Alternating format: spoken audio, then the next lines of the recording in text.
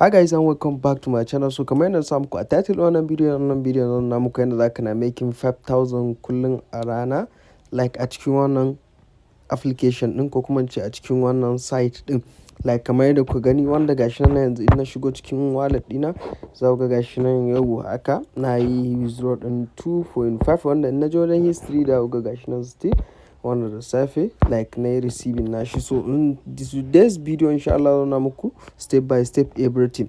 So ba tare da ɓata lokaci ba kai tsaye bar mu shiga cikin bidiyon nan nuna muku step by step yadda za ka yi komai. So da farko abin da za ka fara yi da ka je cikin play store ko app store na wayanka kamar da kuke gani. Idan ka zo za ka ɗauko OKX wallet OKX wallet. So za ka ɗauko OKX wallet gashi na wannan shine na sama, ko kuma ka ɗauko Trust wallet. So duk wanda kake da shi, ko Trust wallet kamar yadda kuke gani Trust wallet, so ko kuma MetaMask wallet kamar yadda kuke gani MetaMask wallet. So a cikin waɗannan wallet ɗin so za ka ɗauko guda ɗaya a ciki, ko Trust wallet ko MetaMask ko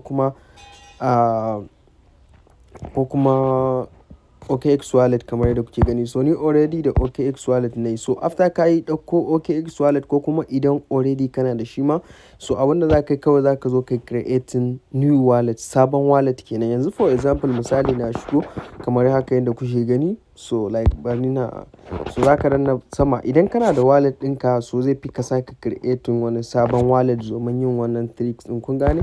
Sai ka zo nan yadda aka saka add wallet kamar yadda kuke gani, ga yadda aka saka create wallet, ba wani wahala yake da shi ba. So loading kamar yadda kuke gani. So gashi nan yanzu ya min creating wallet, zan yi copy passphrase ina manually ne ko kuma zan ɗaura shi akan wani email ɗina. So iya abin da kawai za ka yi. So kun ga yanzu gashi nan na sake creating wani wallet.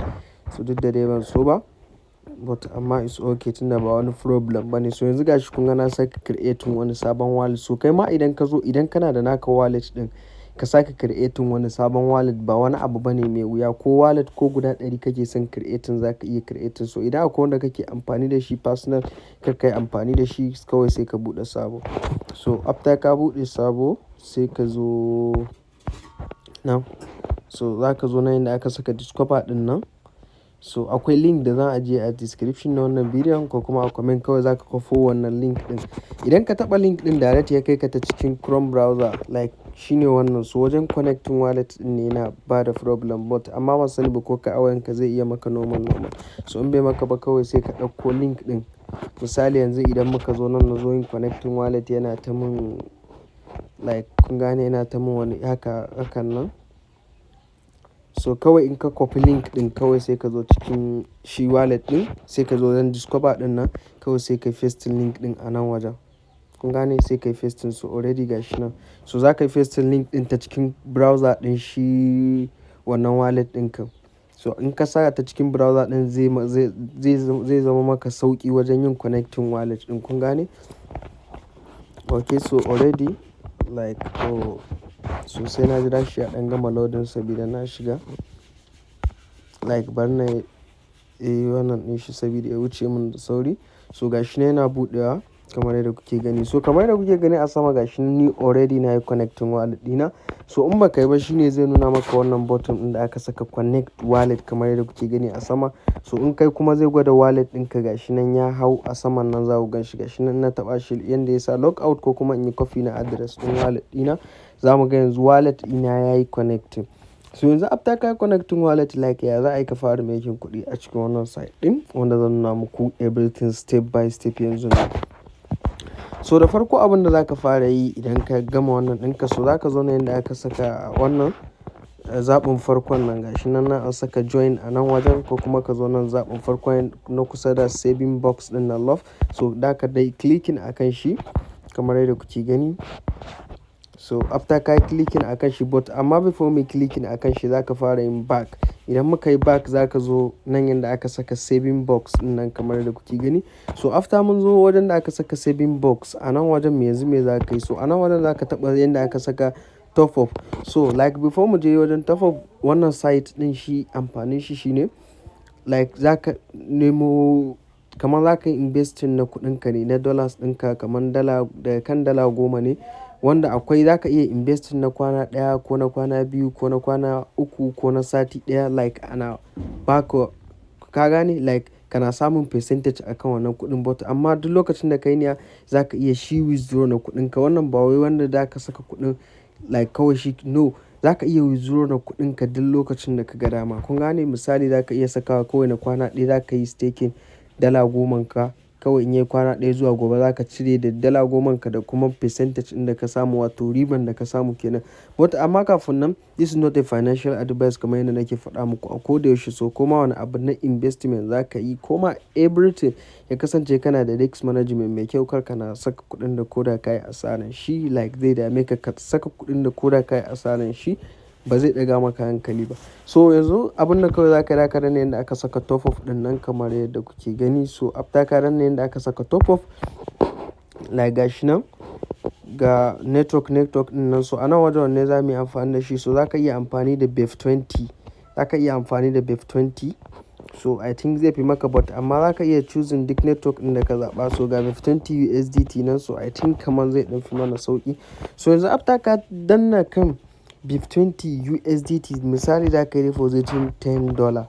So in za ka yi depositing $10, yanzu abin da za ka yi like shine, yanzu za ka yi back, bari na yi back. So yanzu misali za ka yi back. After ka yi back kamar haka, za ka zo kan wallet ɗinka, sai ka kwafi address na wallet ɗinka, normal wannan wallet ɗinka kenan. So yanzu ba wai a can platform ɗin da aka fara saka kuɗinka ba, a kan wallet ɗinka da kai creating. Yanzu za ka ɗauki fast press, wannan ɗan alaman wannan kawai za ka yi kwafi na shi wannan ɗin, ko kuma ka zo nan ka zaɓi network ɗin BEF20 USDT, gashi nan BEF20 chain. So kawai za ka kwafi address ɗin shi kamar yadda kuke gani. Yanzu gashi na kwafi address ɗin BEF20 chain. Kawai yanzu za ka je cikin Binance ɗinka ne, Bybit ɗinka ne, duk yanda dai kake da kuɗi, kawai sai ka sako kuɗin dala 10 ka zuwa cikin wannan wallet ɗinka.